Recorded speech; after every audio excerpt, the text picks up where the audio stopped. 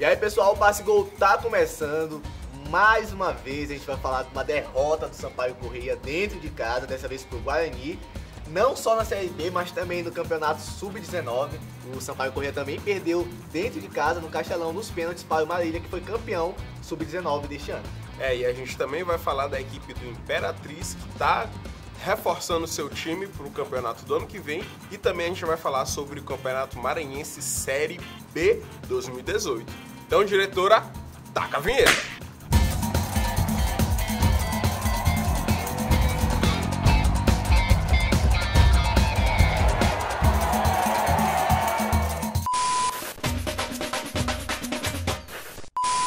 Pessoal, mais uma vez o Sampaio Corrêa foi derrotado dentro de casa, nos seus domínios. Recebeu o Guarani no sábado. O Guarani não tomou conhecimento do Sampaio. Venceu por 2-0, venceu fácil, podendo facilmente ter ampliado o placar ainda mais. Os gols saíram com Matheus Oliveira aos 16 minutos e aos 38 do segundo tempo com Bruno Xavier.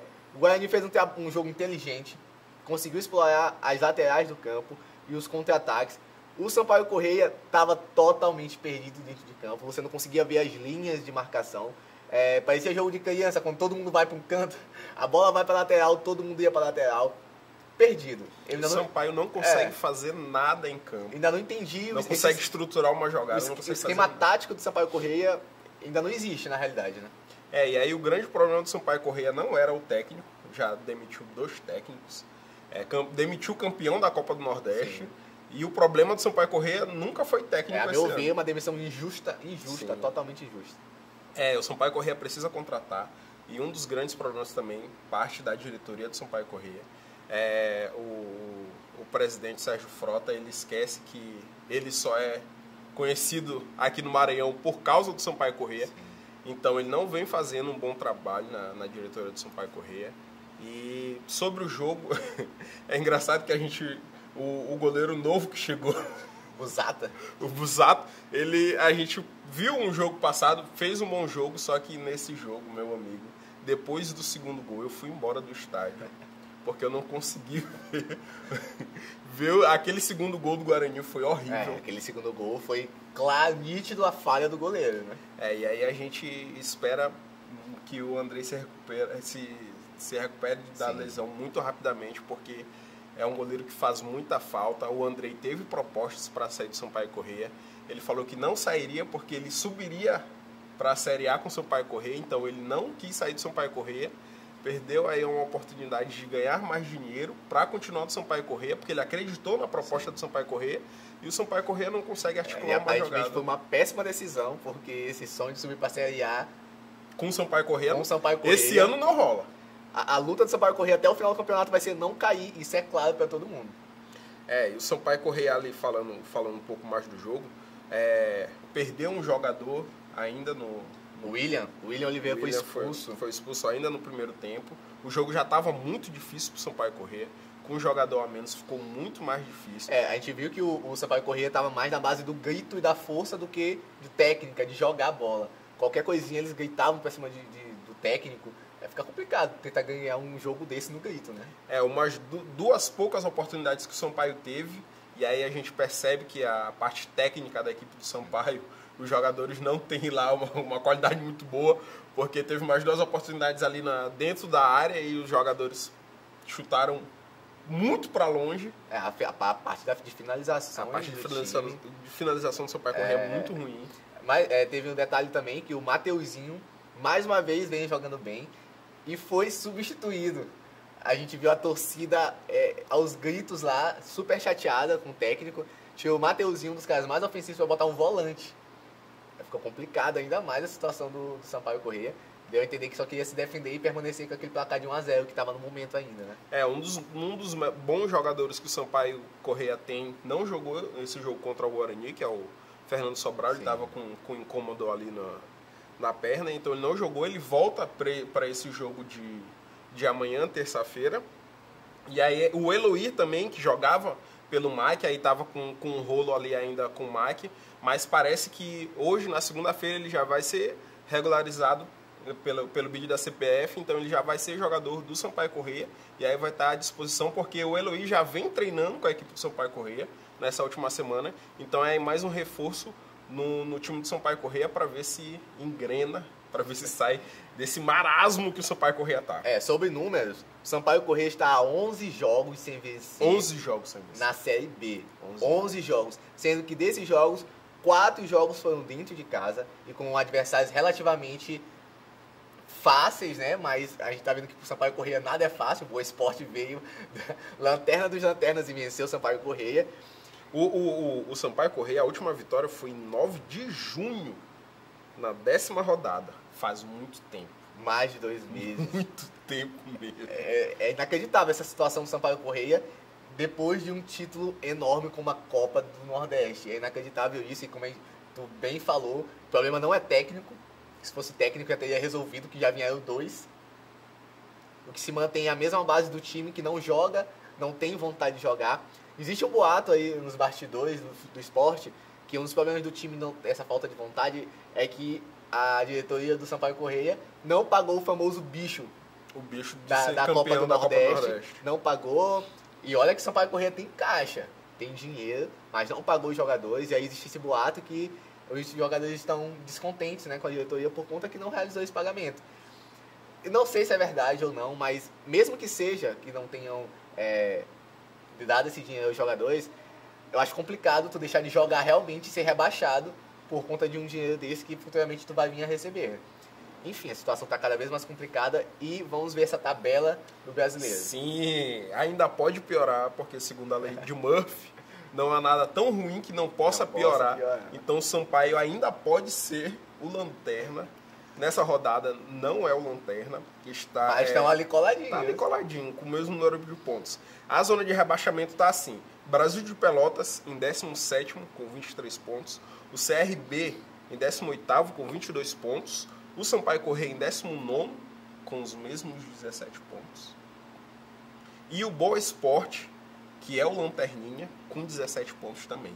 Então, o primeiro fora da zona de rebaixamento é o Paysandu com 24 pontos. Então aí o Sampaio Corrêa precisa de mais de 3 rodadas para sair da zona de rebaixamento. Se conseguir 3 vitórias.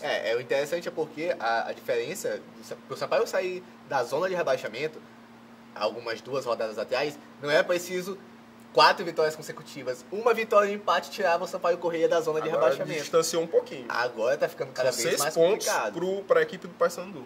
E os próximos jogos do Sampaio Corrêa não são jogos tão fáceis. Amanhã, na terça-feira, às 21h30, no Castelão, Sampaio Corrêa vai receber o Vila Nova, que está em qual colocação? O Vila Nova está em 8º com 31 pontos, caiu uma posição em relação à rodada passada, mas é time de meio de tabela ali, de meio para cima. Sampaio Corrêa enfrentar um time que está na 8ª colocação, com 31 pontos, fazendo uma boa temporada, a gente não acredita numa vitória, né? Não tão fácil, na realidade. A gente acreditava na vitória do Sampaio contra o Boa Esporte, né? Então... Enfim, né? Enfim, o Sampaio Corrêa tá caindo cada vez mais e amanhã tem mais uma oportunidade dentro de casa para mudar isso. Já que já virou uma frase clássica do Gaudêncio, diga a sua frase pra gente terminar de falar do Abre o olho, Sampaio Corrêa. Abre o olho, por favor.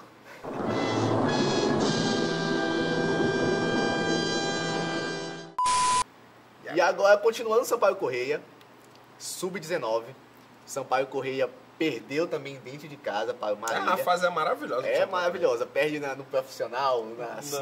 Na base. Tá incrível. Coisa linda. Mas, apesar disso, foi um jogão. O Marília venceu por 3-1 no jogo de ida, na final do Sub-19, em casa. E aqui no Castelão, o Sampaio Corrêa venceu por 3-1. Placar equivalente, pênaltis. Nos pênaltis, o goleiro Moisés do Marília se destacou, pegou 2 pênaltis, cresceu muito dentro do gol.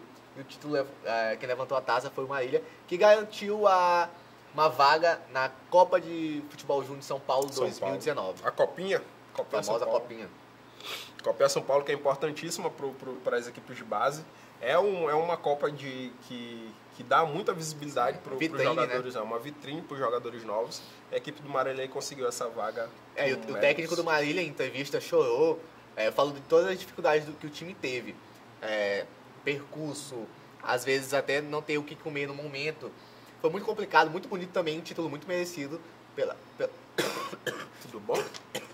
Maravilhoso.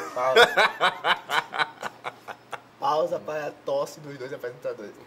2000 anos depois. Parabéns a Marília, e ano que vem a Marília vai jogar com as bases dos melhores times do Brasil, né? Parabéns. E agora a gente vai falar sobre a equipe do Imperatriz, que vem se reforçando. Exatamente. A Imperatriz que ano que vem vai jogar o Campeonato Brasileiro Série C, conseguiu a vaga. Tão sonhado acesso. Passou pela equipe do Moto. Não posso esquecer disso. O Imperatriz contratou, é oficial, Marcos Paulo, ex-meia do Moto Clube, foi campeão pelo Moto Clube em 2017, campeão maranhense, e ele veio com indicação de quem? Marcinho Guerreiro, que era o cara que estava lá no comando do Moto Clube também na época. O jogador vai para a Imperatriz em novembro, que é quando vai começar a pré-temporada do time, do Cavalo de Aço, ali mesmo, aos arredores de Imperatriz, e tá bem fisicamente, o time vai fazer os exames médicos, mas ele vinha treinando, o ex-time dele manteve ele ali nos treinos normais. Em novembro ele está de volta ao Maranhão para disputar mais o Campeonato Maranhense. É a terceira passagem dele pelo estado e o Imperatriz só se reforçando cada vez mais. A gente vê a disparidade, a diferença entre os times, entre o Imperatriz e o Motoclube. O Imperatriz está se reforçando, está buscando jogadores de bom nível para jogar a série C. E o Motoclube está estagnado. Ainda não apresentou nenhum nome, além do técnico, o Riscarpino. Atletas ainda não confirmou a chegada de nenhum atleta. Na realidade, a gente não sabe nem quais os jogadores ainda estão no Motoclube. Tem essa questão. Então, deixa eu fazer também Motoclube. Abre o olho, porque 2019 já está bem aí. Exatamente.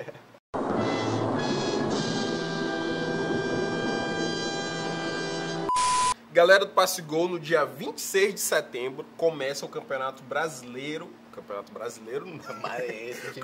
Maranhense Série B. Campeonato Maranhense que dá apenas uma vaga para o Campeonato Maranhense Série A de 2019. 2019, exatamente. Esse ano seriam 9 times na competição, mas 2 não conseguiram cumprir os prazos de pagamento, porque estavam com débitos. Sim. Eles não conseguiram quitar seus débitos. Um time, que foi o Bacabal, ele conseguiu quitar seus débitos, mas depois do prazo. E aí teve uma reunião ali com o Rangnino, diretor de futebol da FMF, com representantes de outros clubes, mas não aceitaram a permanência do clube que tinha passado a data.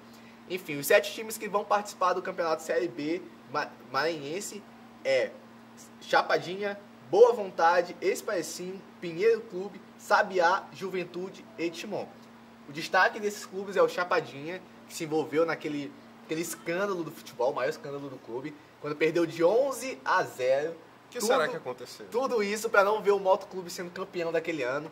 Aí foi para a justiça e eles foram suspensos. E ano passado eles poderiam ter voltado, mas preferiram não voltar. Esse ano eles estão de volta, eles vão disputar normalmente. E a novidade aqui é o Chapadinha, que volta depois de 10, 11 anos fora do esporte, fora dos gramados, por conta de algo que foi no mínimo suspeito. Tem placar de 11-0. Fica a dúvida, será que o Motoclube vai conseguir ser campeão com Chapadinha no Campeonato Maranhense Série A? 2019, só se o Chapadinha passar, né? Porque o Motoclube não está na Série B, o Motoclube é Série A, campeão 2018 Série A do Maranhense. Torceremos pro Chapadinha nesse Campeonato Maranhense Série B. Então, pessoal, por hoje é só. O Passe Gol vai ficando por aqui. Pode acompanhar a gente nas redes sociais, no @PasseGol na TV. Pode falar com a gente, mandar suas sugestões de pautas. Com a gente, mande sugestões locais, de bairro, aquela pelada com a rapaziada, pode mandar pra gente. Mande suas fotos também pelas nossas redes sociais. E é isso aí. Valeu! Valeu, galera!